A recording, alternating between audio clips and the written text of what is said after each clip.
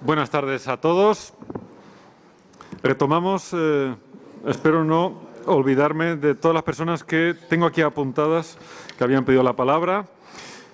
Por este orden voy a dársela a Manuel Alcántara, Leire Pajín, Javier Vaquero, María Villanueva. Que levante la mano alguien que ha quedado pendiente. Marta Dopazo. Marta Dopazo. Muy bien. Vale. Bueno, pues en primer lugar, Manuel Alcántara.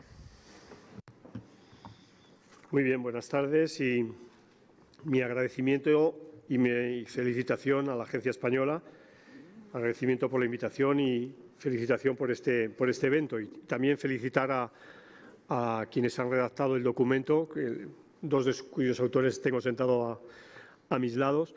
Y bueno, mi reflexión no es una reflexión que viene al hilo y que la enlazo con tres frases, con tres intervenciones que peculiarmente me han llamado mucho la atención, ¿no? Cuando Manuel Santaella dice la política fiscal es 100% político. Cuando Diego Canepa dice la cooperación es una parte de la política exterior.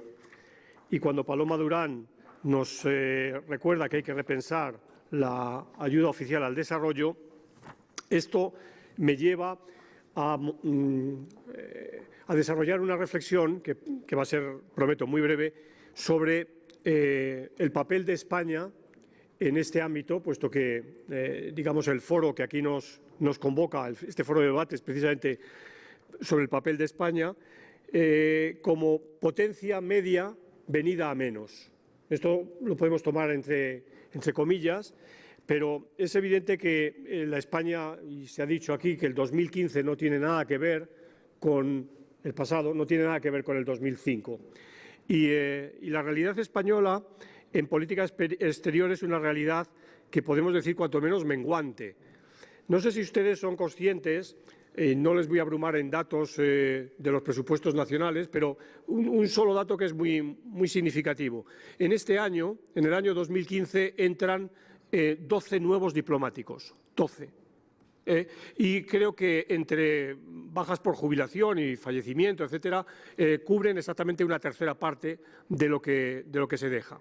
Es decir, un país que ha adquirido el potencial de compromisos en su política exterior, y la política de cooperación es parte de la política exterior, está en una situación ahora mismo no de estancamiento, sino de retroceso. Y creo que cualquier plan, si se quiere, y no es una expresión peyorativa, elucubración sobre la política de cooperación debe contar con esto, qué es lo que tenemos y qué es lo que estamos realmente dispuestos a poner sobre la mesa, ¿no? Porque además hay otra cuestión, es posible. Hoy, ciertamente, la realidad económica latinoamericana está en un interrogante, pero es posible que países de América Latina en muy breve plazo puedan estar por encima de España de acuerdo con ciertos criterios. De hecho, algunos ya lo están, claramente por encima de España. Y aún así España va a tener que seguir cooperando, llamémosle cooperación a eso, en términos distintos a lo que le hemos venido diciendo hasta ahora, ¿no?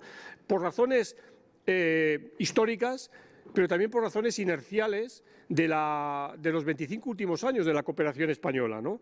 Y de rentabilidad, ¿no? Por ejemplo, pienso y especulo, Uruguay puede ser un país en el que la cooperación española no tenga sentido, pero ¿qué va a hacer España con el centro de la cooperación en Montevideo? ¿Qué va a hacer España con el centro de la cooperación en Cartagena si la evolución de la política y de la economía colombiana, deseándolo, los acuerdos de paz son un éxito y Colombia comienza en un proceso de crecimiento económico muy importante? ¿Vamos a cerrarlos? ¿Qué va a hacer España con esos espacios, con esa inversión? A donde quiero llegar es que en el ámbito de la cooperación, y si la cooperación, como decía Canepa, es una parte de la política exterior, América Latina es una parte muy importante. Y España tendrá que tomar opciones sobre dónde poner sus huevos de la cooperación, dónde poner sus relaciones exteriores, sabiendo que América Latina es una parte absolutamente fundamental para las relaciones exteriores españolas, y hay que decir no solo fundamental, sino permanente. Esté España con relación a América Latina como esté, es decir, esté España en términos de desarrollo relativo mejor o peor que América Latina. España estaba peor que Uruguay o peor que Argentina en el año 50, por poner una época del siglo pasado. Y luego las cosas se reinvirtieron. No sabemos qué va a pasar en el año 2030 o en el año 2040. Yo no me atrevo a hacer un pronóstico de cuál va a ser la correlación en términos de clasificaciones y demás. Entonces, yo creo que esta parte la debemos incorporar siempre. América Latina es nuestro objetivo prioritario y la cooperación, sin embargo, la cooperación al desarrollo probablemente es un eje mucho más amplio en el que a lo mejor España en un determinado momento va a tener que decir, pues resulta que tengo muy poco que hacer en la cooperación al desarrollo con Yemen, por decir un país, ¿no?, que hoy está en las primeras páginas de las noticias internacionales. O sea, mi reflexión, por consiguiente, tiene que ver con estas tres ideas. España como potencia media venida a menos, España con un interés prioritario en América Latina de política exterior, por razones que evidentemente no voy a abundar y que creo que todos somos conscientes y compartimos. Y tercero, la idea de evaluar el contrapeso de otras áreas buscando cierto equilibrio necesario en el ámbito de la cooperación internacional al desarrollo. Gracias. Muchas gracias, Manuel. Voy a seguir el orden de apellidos. Marta Dopazo, del Magrama. Buenos días. Bueno, buenas tardes, perdón. Yo quería hacer hincapié en la importancia de la dimensión ambiental de la agenda. Estamos en la agenda post-2015 y se trata de una agenda de desarrollo sostenible. Y una de las dimensiones que la componen es la ambiental. Entonces, es importante para nosotros que esto quede claro y que se refleje también en la financiación de la agenda. Tras la implementación de los Objetivos de Desarrollo del Milenio y lo que se ha aprendido en este camino, ha quedado claro que es importante el papel que los recursos naturales y su gestión juegan en el desarrollo de los países, y en un desarrollo que, como han mencionado ya otros ponentes, queremos que pase de ser un desarrollo a un desarrollo sostenible. En este sentido, también por algunos comentarios que se han hecho, me gustaría recalcar que en esta dimensión ambiental estamos hablando no solo de cambio climático, sí de cambio climático, y aparte el proceso internacional de cambio climático, yo creo que hay que reconocer que todo el papel que ha jugado y todos los avances que ha conseguido, como nos ha contado Ana esta mañana, en financiación innovativa y en asegurar compromisos de distintos países y no solo de los clásicos, pero hay otros elementos que no son solo cambio climático en la dimensión ambiental, y yo creo que también hay que considerarlos y hay que tenerlos en cuenta. Creo que esto se recoge en la propuesta de los Objetivos de Desarrollo Sostenible del Grupo de Trabajo, en la que como Objetivos de Desarrollo Sostenible uno de los que aparecen es el cambio climático, pero hay otros referidos también como a producción y consumo sostenible, que es muy importante y es algo en lo que nos tenemos que fijar también. En los océanos, en los ecosistemas y en la biodiversidad. Y todos tienen que ver con todo, pero hay que tener presente que en cada caso hay que hacer un estudio de estas cuestiones y que en la financiación, igual que en otras cosas, tienen que ser considerados y tienen que ser tenidos en cuenta. En este aspecto, también, como mencionaba Ana esta mañana, en relación a los acuerdos ya adquiridos en materia de financiación de cambio climático, quería hacer referencia a que también se han asumido otro tipo de compromisos en otros convenios internacionales, por ejemplo, en el convenio de diversidad biológica. En la última conferencia de las partes de este convenio, que tuvo lugar en octubre de 2014, se adquirió un compromiso de doblar la financiación internacional que se había asumido, tomando como referencia el periodo, no lo recuerdo exactamente, creo que era 2000-2006, A partir de 2015, doblar la financiación internacional para el periodo 2015-2020 para ayudar a conseguir los retos de conservación de biodiversidad en países en desarrollo. Y, bueno, como conclusión, como la importancia de mantener, o sea, de considerar esta dimensión ambiental, que es uno de los elementos que pasan a tener importancia en la agenda y en este cambio de paradigma que supone, en la financiación con la que se pueden conseguir los logros a los que se aspira. Gracias. Muchas gracias. Ahora doy la palabra a Leire Pajín. Gracias, Alberto. Muy rápidamente, porque a nosotros nos interesaba mucho intervenir en la última parte del programa, que por no ser última nos parece la menos importante, sino todo lo contrario, que tiene que ver con un nuevo, no sé si nuevo, teniendo en cuenta que nuestro Instituto de Investigación va a cumplir 20 años, pero sí una de las apuestas por los mecanismos de desarrollo de la Agenda post-2015, que es la transferencia de conocimiento, pero en cualquier caso estamos seguros de que Carlos nos va a representar. En cualquier caso, yo quería poner en valor el proceso. Hoy todos los actores han agradecido y han puesto en valor en la jornada de hoy, pero yo quiero recordar que este es un proceso. Empezó con la participación y el liderazgo de España en las consultas temáticas sobre seguridad alimentaria. Siguió con el primer debate y consultas sobre la posición de España en la Agenda de Desarrollo Sostenible en el Cervantes, en el Congreso de los Diputados después. Hace un año en esta misma casa, que no es casual porque es de nuevo un espacio de conocimiento que lleva muchos años dedicándole al desarrollo, su pensamiento y su compromiso social. Y hablamos entonces de los países de renta media y de su papel, y hoy volvemos a hablar de financiación. Y lo pongo en valor no solo por agradecer a la Agencia Española de Cooperación que nos haya invitado a todo ese debate, sino porque creo que de alguna manera define los rasgos identitarios históricos de la cooperación española. Ese valor añadido del que tanto hemos venido hablando. La seguridad alimentaria como un tema que siempre ha sido un valor añadido para nosotros. La defensa de la renta media y de la desigualdad o la igualdad como nuestro enfoque a la hora de luchar contra la pobreza y a favor del desarrollo, y la necesidad de contar con todos los actores en esta nueva agenda. Y todos hemos hablado sobre el cambio de paradigma y el nuevo modelo, pero a mí me gustaría volver a reflexionar sobre si realmente estamos interiorizando al final ya de este proceso, porque estamos ya en mayo. Ya estamos en Addis y, por tanto, estamos ya al final de este proceso, si realmente estamos interiorizando lo que supone de cambio de paradigma. ¿En qué sentido? Hoy he escuchado aquí hablar de la complejidad de este proceso, incluso del lío, de la descoordinación por los diferentes actores. Yo creo que esto es un valor. Esta es la primera vez, seguramente, que este proceso convoca a sectores totalmente diferentes, pero que tienen todos una vocación o una responsabilidad a la hora de aprobar y, sobre todo, de implementar la Agenda de Desarrollo Internacional. Y por eso yo quiero poner en valor esta mesa. Y quiero celebrar que en esta mesa no solo se siente el Ministerio de Asuntos Exteriores y la Agencia Española de Cooperación, que es, se me van a permitir, también por mi trayectoria, la convencida, sino que se sienten otros departamentos de la Administración General del Estado.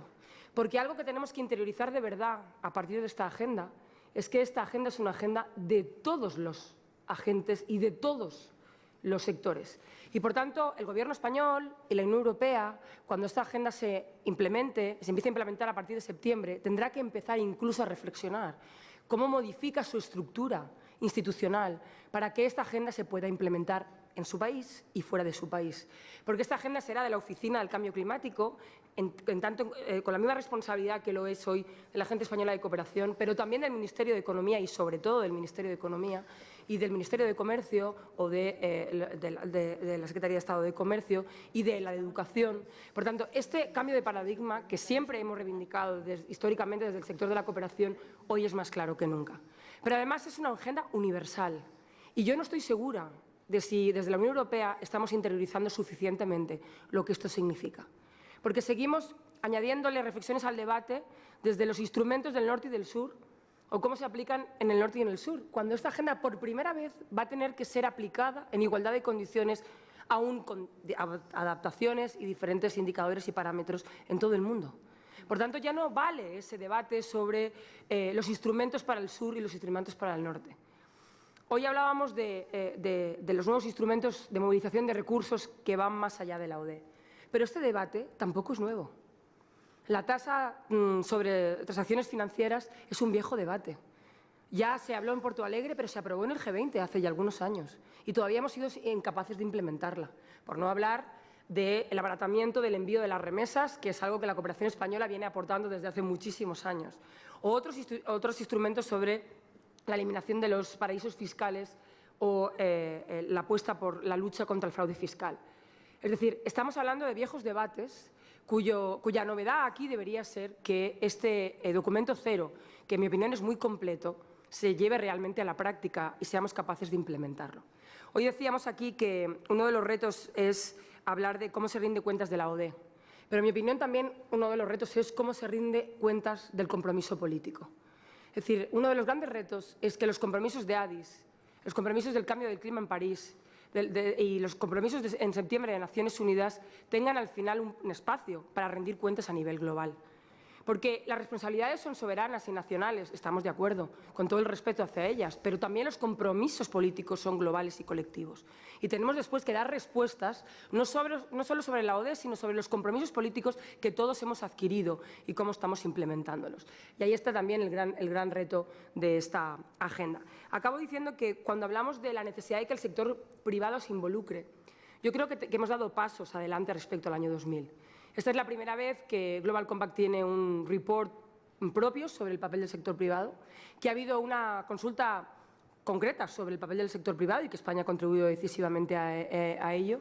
Y de alguna manera quizá sea la primera vez que empezamos a debatir, aunque todavía sigamos mirándonos de reojo y no a los ojos, sobre el papel que todos los sectores del desarrollo tienen y la responsabilidad que todos los sectores tienen en esta agenda de desarrollo.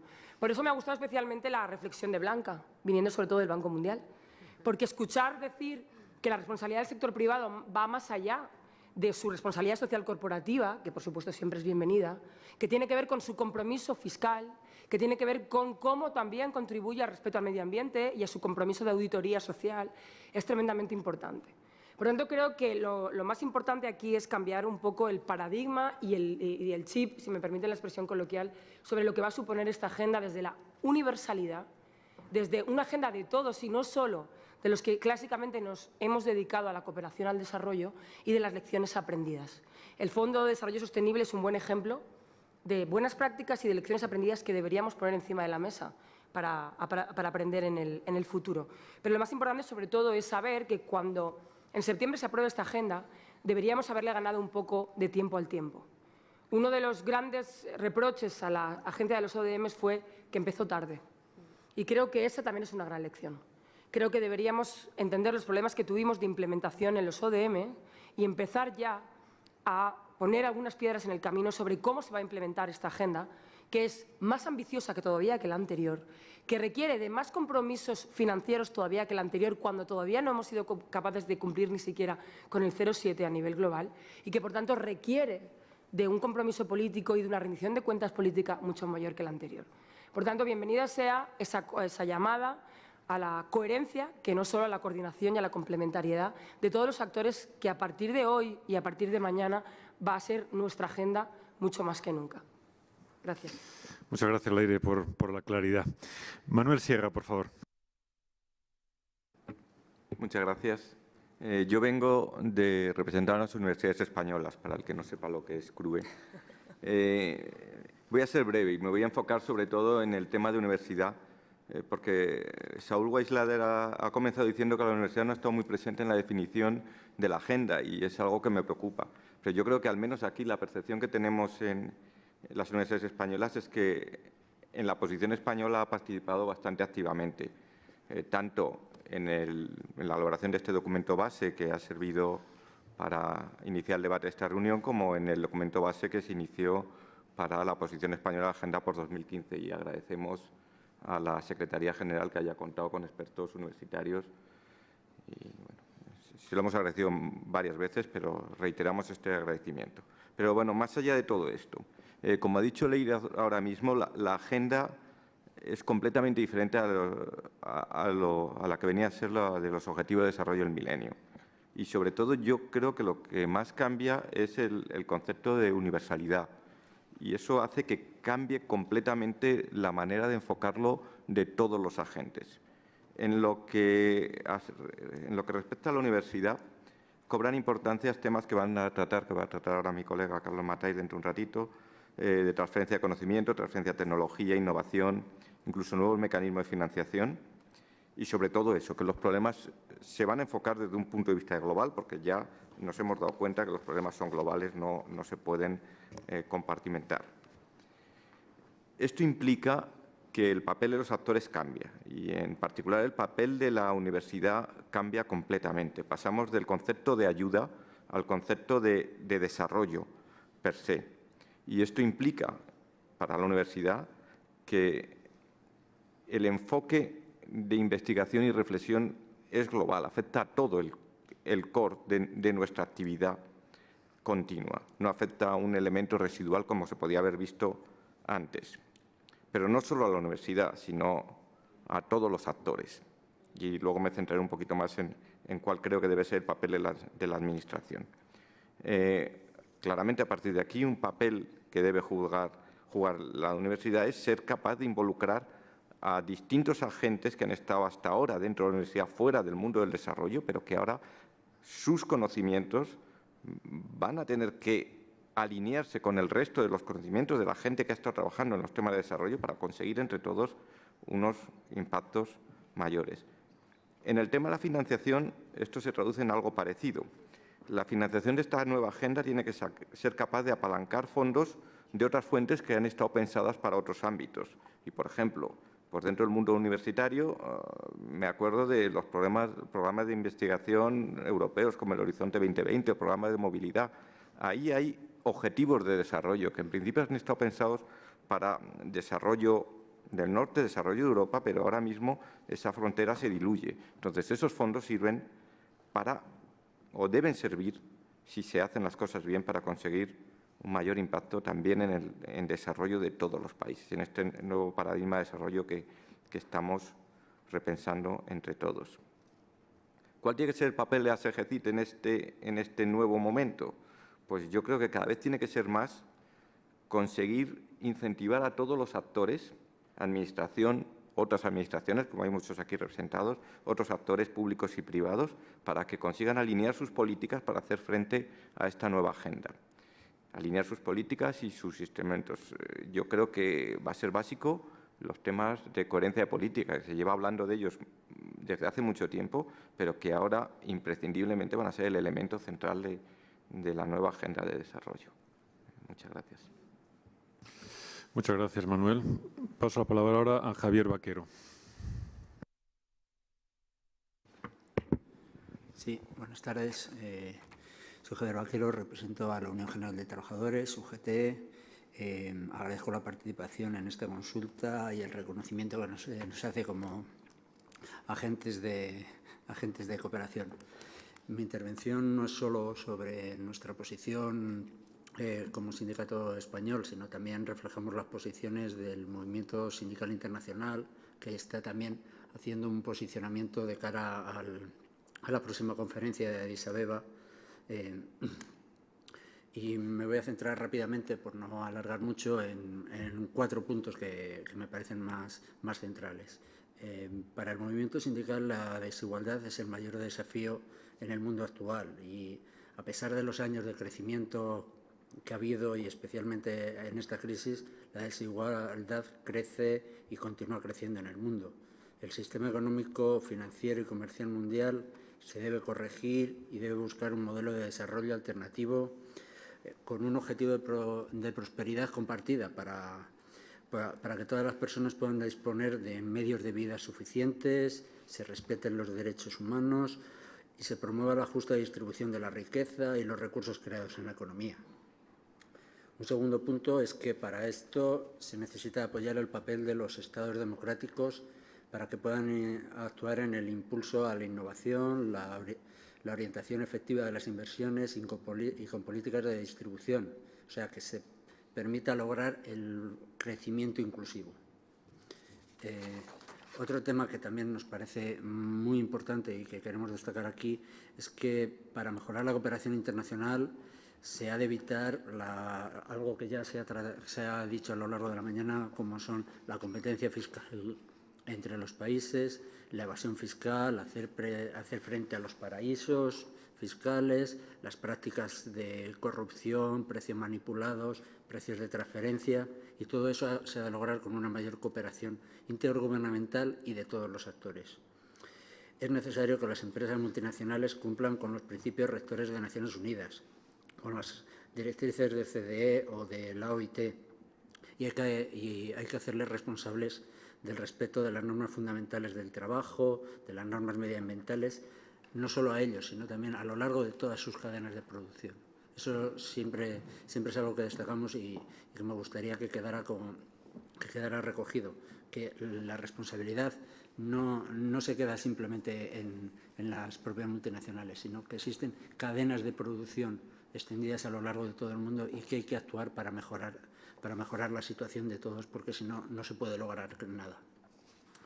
Y, por último, incidir en que los gobiernos de todos los países deben impulsar o consolidar regímenes fiscales progresivos. Eso es algo que ya creo que está compartido por todos, que generen recursos, que canalicen inversiones y que tengan presentes los objetivos del desarrollo sostenible. Pero para nosotros esto no se puede lograr si no hay una transición hacia las economías formales.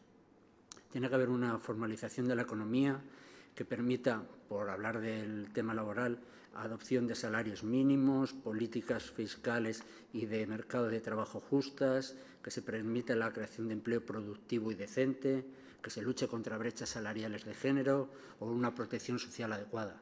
Nosotros ya llevamos muchos años con el concepto del trabajo decente y para nosotros es un mecanismo muy importante para la generación de empleo, para la protección social y para la defensa de los derechos del trabajo. Gracias. Y ahora paso la palabra a María Villanueva. Sí, bueno, ya hay varios temas que han salido. Uno es el de insistir en la aplicación de la tasa de las transacciones financieras con un porcentaje para cooperación al desarrollo. Otro es el agendar el calendario de cumplimentación del 0,7%. Y dentro de esto pues, va más dirigido a MON en la Unión Europea. Y dentro de la ayuda oficial al desarrollo, pues el tener precaución con la cooperación financiera reembolsable. No sé si ponerle límite, pero desde luego que no sustituya lo que es las donaciones. También ha salido la idea de un comité intergubernamental de Naciones Unidas para los temas de fiscalidad internacional. Y la idea que sí quería incidir e insistir, que ha comentado Manuel Santaella, que está en el borrador del documento que nos habéis distribuido, es que los países en desarrollo no queden descolgados de toda la reforma del sistema fiscal internacional. Efectivamente, la OCDE está haciendo esfuerzos por integrar a estos países y se está haciendo como un proceso paralelo que nos ha explicado Blanca con Naciones Unidas, con CIAD, con ATAF, con Banco Mundial, Fondo Monetario, pero no deja de ser un proceso paralelo que no acierta a ser lo que es el BEPS, el proyecto BEPS propiamente dicho, que se supone que acaba en el G20 en diciembre de este año. Entonces, si fuera necesario, yo creo que esta Conferencia de Financiación al Desarrollo es el foro adecuado donde insistir en que los países en desarrollo, que no haya como dos grupos de países, unos que tengan toda la información fiscal, que apliquen las medidas contra la elusión la ilusión fiscal de las multinacionales, y otro grupo de países que no cuente con ninguna información y que por la sofisticación y las restricciones que tienen de sus administraciones fiscales no puedan aplicar estas medidas, ¿no? Entonces, yo creo que este foro efectivamente debería de insistir en que estos países no queden descolgados y, si es necesario, ampliar el plazo del proyecto BEPS, que no acabe en diciembre de 2015, pues que acabe en diciembre de 2016 o 2017, pero que integre a todos los países. Gracias. Gracias, María. Si no hay ninguna otra petición, sí. Soy Andrés Carbonero, del Gobierno de Navarra. Bueno, me sumo a todos los agradecimientos del resto de compañeras y compañeros, tanto por la organización de esta jornada como por el documento académico que se ha presentado, que yo creo que con una lectura rápida que hemos podido hacer, pues recoge muy bien toda la posible posición española en este tema. Yo, desde la perspectiva nuestra de comunidad foral, de una comunidad pequeña, No vamos a entrar en un amplio aspecto de todos los elementos que se han tocado, pero sí desde el papel que nos toca como pequeños financiadores, y es poner en valor, una vez más, la AOD.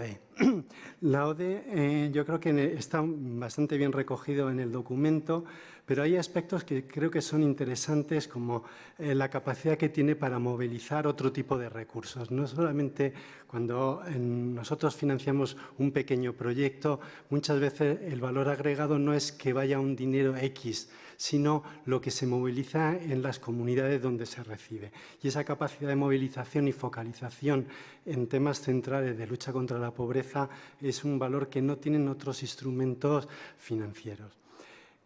Sí que creo que es preocupante y creo que cuando hablamos del compromiso 07, viendo la historia que ha llevado desde los años 70 hasta ahora y que nunca se ha cumplido, pues menos en 5 países, creo que se debería abordar con un cierto realismo. Y en ese sentido, poner compromisos y la introducción de mecanismos de evaluación y de seguimiento a esos compromisos, que los exigimos en otros ámbitos, creo que debería ser un elemento esencial a la hora de acordar los compromisos. Y también otro elemento que es importante, y sobre todo pensando que la AOD procede del esfuerzo que hacen todas las personas de nuestros territorios, es decir, que proceden de los impuestos de cada uno de nosotros. Y es la devolución a la ciudadanía de lo que se está haciendo y el impacto que tiene la AOD. En ese sentido, no es un compromiso solo de los gobiernos, sino que realmente es un compromiso de la ciudadanía. Y eso implica una capacidad de comunicación y por tanto, de educación para el desarrollo que debe ser puesta en valor. Difícilmente podremos tener, y la experiencia de estos últimos años en la cooperación descentralizada, pero también la estatal, con el decrecimiento de los fondos que hemos podido aportar las administraciones públicas, difícilmente lo pueden entender la ciudadanía si no somos capaces de devolver que efectivamente es necesaria y que tiene un impacto. Y por eso quizá hemos tenido muy poco apoyo público de la ciudadanía, al contrario que en otros ámbitos de las políticas sociales. Hay también otra preocupación, y no está tanto vinculada al tema de la financiación, pero sí es importante porque puede venir aparejado en la manera en cómo se implemente. Es el equilibrio que tiene que haber entre los aspectos ambientales, medioambientales y los aspectos sociales. Encontrar un equilibrio, una coherencia vinculada a la coherencia de políticas es esencial. Porque es fácil, podemos caer fácilmente en apoyar aspectos de cambio climático, etcétera, perdiendo la visión de la importancia, sobre todo cuando se trabaja con poblaciones rurales o poblaciones muy vulnerables, y la lucha contra la pobreza en esas poblaciones. A veces es difícil entender algunos movimientos que tiene que haber un equilibrio entre esos aspectos medioambientales y los aspectos sociales.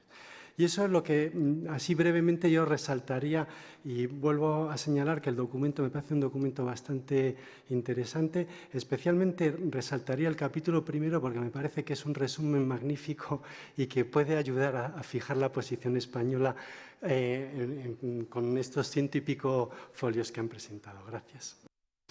Gracias. Ha pedido la palabra también Ernesto Soria, de la OCDE.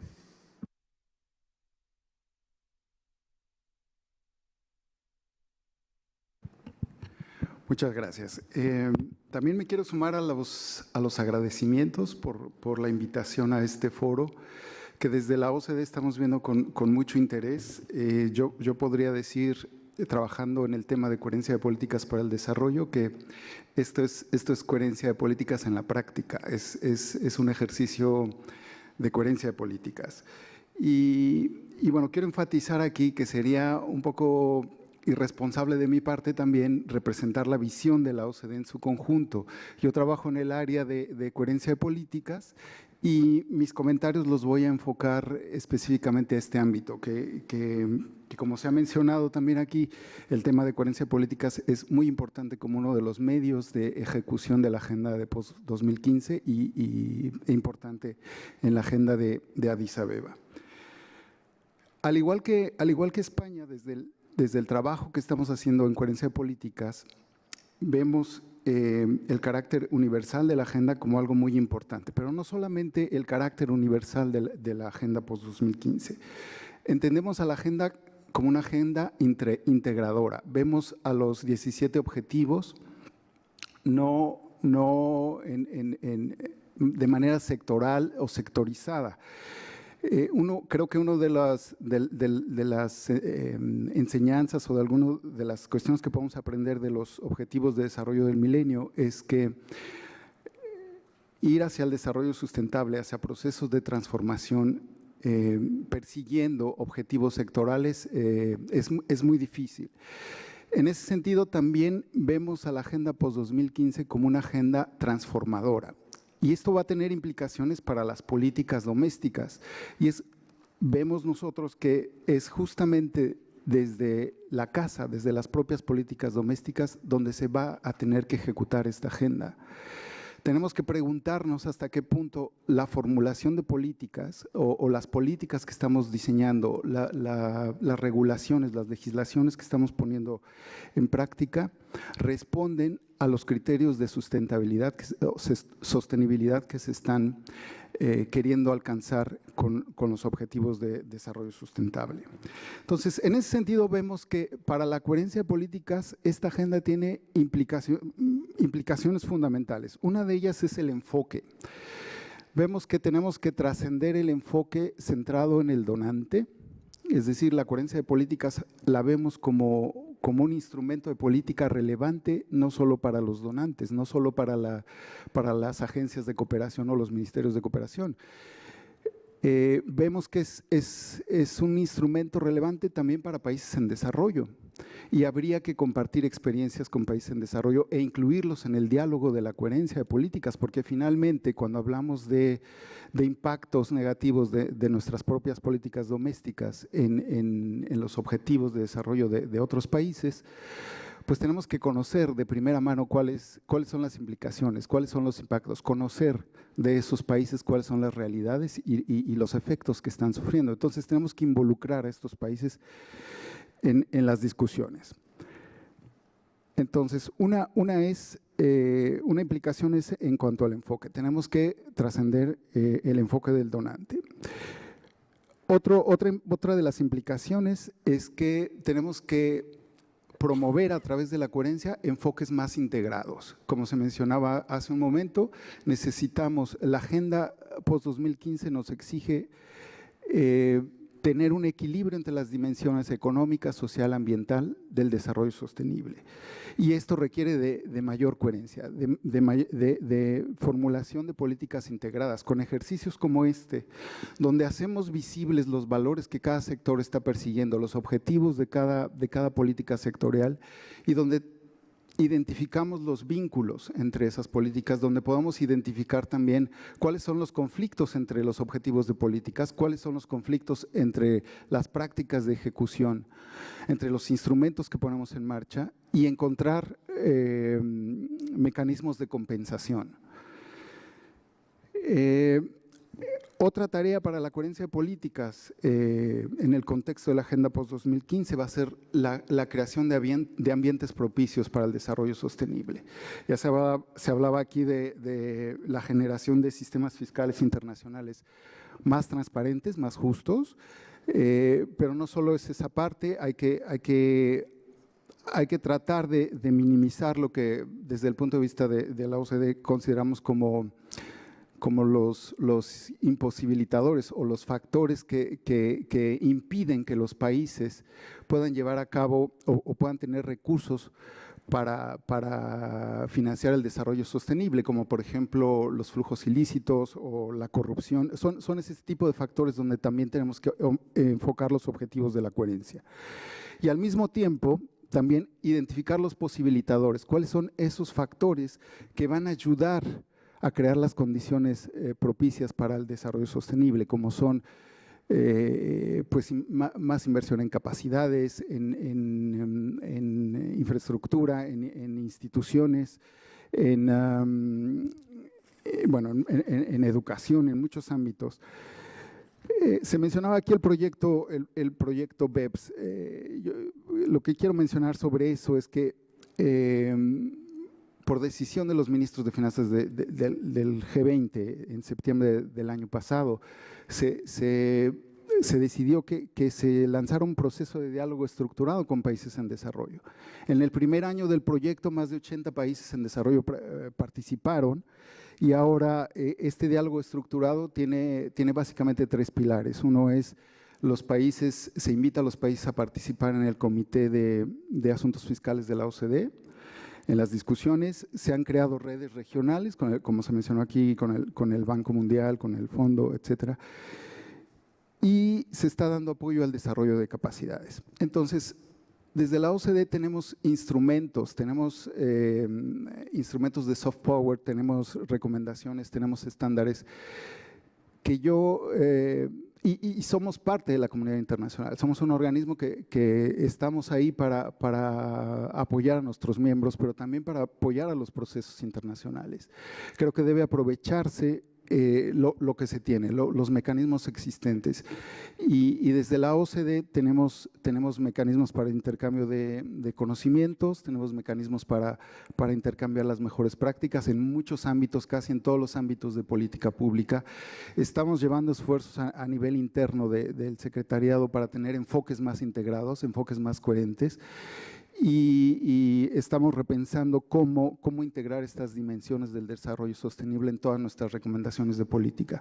Entonces, la invitación sería para el Gobierno de España también hacer uso, aprovechar de estos mecanismos con los que ya se cuentan para impulsar que la OCDE adapte sus instrumentos, adapte también sus recomendaciones y se hagan más relevantes para los países en desarrollo, y también tratar de impulsar la mayor participación de los países en desarrollo.